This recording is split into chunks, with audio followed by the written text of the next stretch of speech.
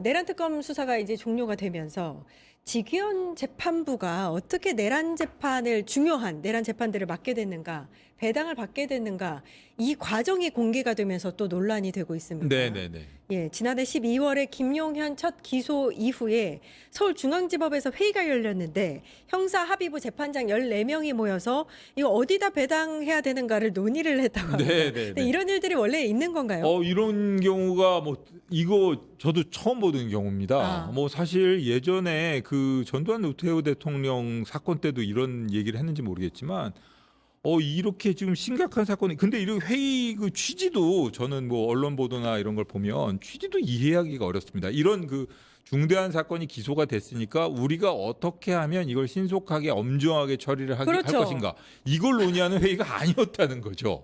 그게 참 그러니까요. 저는 어이가 없습니다. 그러니까 저도 맞습니다, 감찰관님. 그러니까 저도 처음에 생각한 게 이거 중앙지법에서 재판장들이 모여서 누구한테 어떻게 배당을 할까를 논의했다고 하길래 이거 중요한 재판이니까 이 중요한 재판을 어디에 맡기는 게 좋겠는가를 논의한 게 아니라 네.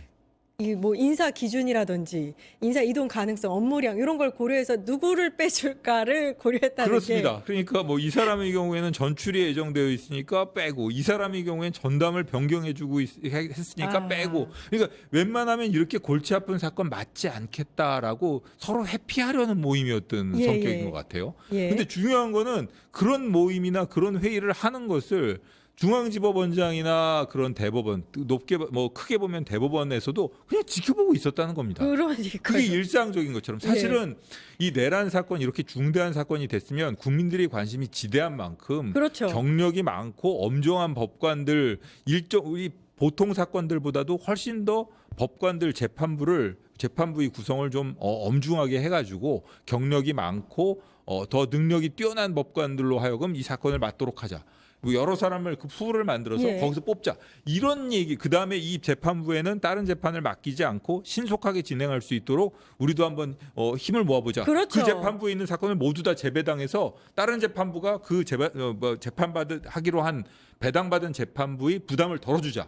이런 모임을 했으면은 전 모르겠어요. 근데 예. 그게 아니고 나는 이번에 전출이 예정돼 있으니까 난 빼줘. 뭐 이러다가 결국은 14명 중에 4명만 남게 되니까 그럼 이거는 안 되지 않냐 이래가지고 다시 기준을 높여서 10명을 해놓고 그중에서 배당했다는 건데 이거는 정말 직위원 재판장이 보여주는 모습에서도 실망하지만 그런 회의가 있었다는 것에서도 실망을 하지 않을 수가 없고 법원에서 예. 부끄러워해야 합니다. 이거는. 그러니까 사실 지금까지는 직위원 재판부가 너무 말이 안 되게 재판을 진행하니까 네네. 거기에 대해서 비판 여론이 이니까 우리는 무작위로 전산 배당을 통해서 배당을 한 거다. 네네. 이렇게 이야기를 했는데 그 회의 내용을 보면 이걸 무작위 전산 배당으로 봐야 될 것인가에 대해서부터 회의감이 듭니다. 그렇습니다. 이걸 국민들의 일상에 영향을 미치는 엄중한 사건이라고 보아가지고 법감정에 따라서 신속하게 처리하겠다. 이런 게 아니고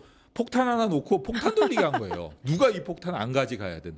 그러니까 이런 그 어려운 사건을 안 맞게 할 수 있는 기준이 뭐냐. 뭐 이런 걸 정하고 있었던 거예요. 예, 그러니까 실망이. 이제 그 일례가 성폭력 담당 재판부가 맡으면은 네네. 이거 보기에 좀 이상할 것 같지 않냐라고 이야기를 하니까 한 재판장이 속으로 저거 안 맡으려고 저러는 거 아니야? 이렇게 생각했다고 하는 거 보면 정말 우스꽝스럽지 않습니까? 그렇습니다. 이 회의에서 오고 간 그 내용이 어땠을지 정말 궁금합니다. 저도 예. 회의 내용 전체를 공개하진 않았지만 일부 예. 공개된 것만으로도 지금 굉장히 사법부가 얼마나 이 내란 재판을 우습게 보고 있는가에 그렇습니다. 대해서 알 수 있는 그 한 그렇습니다. 단면인 것 같고요.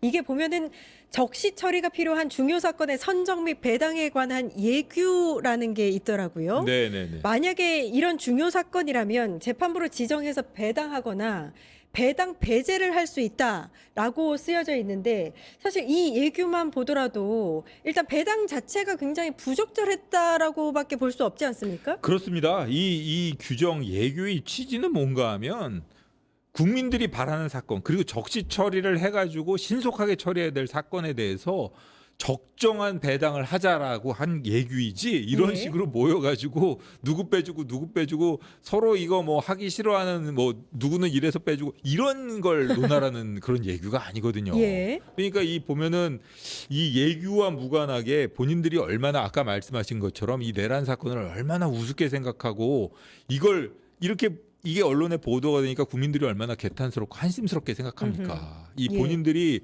외부에 어떻게 비춰지는지에 대해서 참 신경을 안 쓰고 본인들 편의 위주로 재판을 진행했구나. 그러다 보니까 결국 이런 일이 벌어지는구나. 이런 말씀을 드릴 수밖에 없습니다. 예. 내란 재판은 적시 처리 중요 사건이 맞죠? 네. 예, 맞습니다. 그러면은 만약에 재판장 14명의 재판장들이 모여서 회의를 했다면 이 중요한 사건을 어떻게 진행을 할까에 대해서 논의했어야 했다. 그렇습니다. 예. 뭐 거기서 제가 보기에는 14명이 모여가지고 뭐 정말 불가피한 사정이 있는 사람은 빼주되 무작위 배당을 해서 그 재판부에 배당이 되면 이 재판부의 이 부담을 최소화해주기 위해서 그 재판부 가지고 있는 기존 그렇죠. 사건은 전부 다 예. 우리가 재배당 받는다.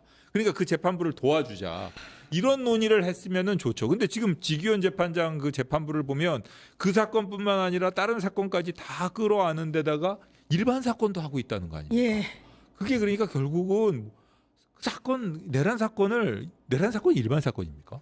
아니지 않습니까? 그리고 이게 지금 관련자만 해도 그렇고 예. 이 피고인의 신분이라던가 이 사건의 내용을 보면 이건 엄정하게 처리돼서 그 사건만 해도 버거운 사건이란 말입니다. 아. 그런데 이렇게까지 방치했다는 거는 이거는 정말 많이 실망스럽습니다. 그런 예. 과정을 거쳐서 보건식품 담당 지규현 재판장이 네. 이 내란 재판을 맡게 됐고 윤석열, 김용현의 재판을 진행 중인 겁니다.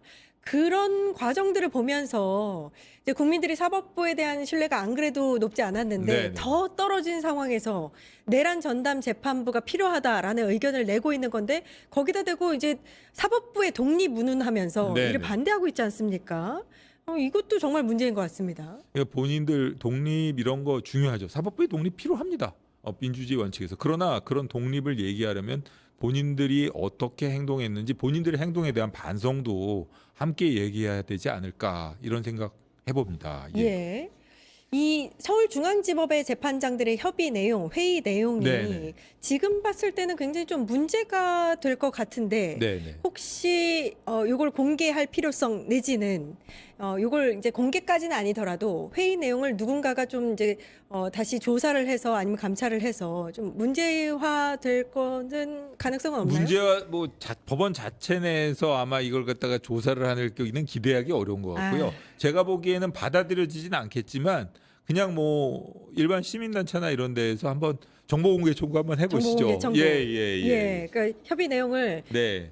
전체를 공개하라. 예, 그렇죠. 이게 뭐 그렇게 국민의 그 생활 일상에 엄청난 영향을 끼쳤던 내란 사건과 관련해 가지고 어떤 내용의 협의가 이루어졌는지 공개해라. 분명히 법원에서는 공개 안 하겠지만 그 부분에 대해서 뭐 정보 공개 청구를 한다던가 이런 움직임, 이런 그 요청을 한다는 거는 나름 의미가 있어 보입니다. 예. 네. 그러니까 저처럼 일반 시민, 그러니까 법적인 지식이 전문가 수준이 아닌 일반 시민들이 보기에도 이 회의의 내용이 굉장히 부적절한데. 저도 궁금합니다. 그렇지 도대체 않습니까? 누가 무슨 대화를 하고 지기현 재판장은 예. 무슨 얘기를 했을까? 예. 뭐 저희는 식품재판부니까요. 뭐 이러면서 이러면서 뭐 거기서도 또 뭐 예. 재밌는 얘기를 했는지 모르겠습니다만 어쨌든 본인을 배제해 달라는 얘기는 안 한 것으로 보여지네요. 예. 그러면 이렇게 공개된 시점에서 사법부의 이 관련한 대응이라든지 반응이 아직 네. 나오고 있지는 않은데요.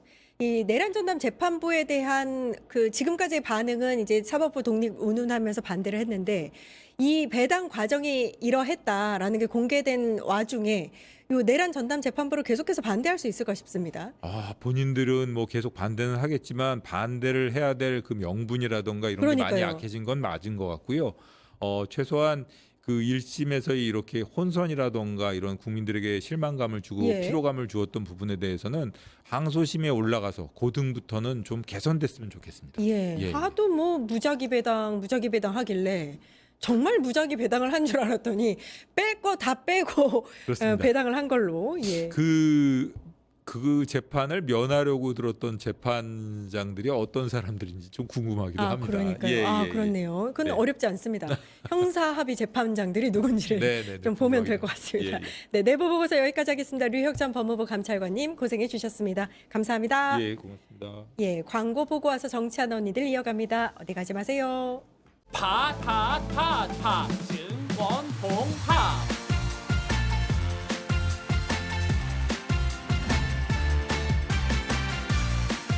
이제 저녁 8시 30분 퇴근 후 퀴즈 한판 혼자 하지 마세요. 같이 해요. 매일 저녁 8시 30분 많은 참여 바랍니다.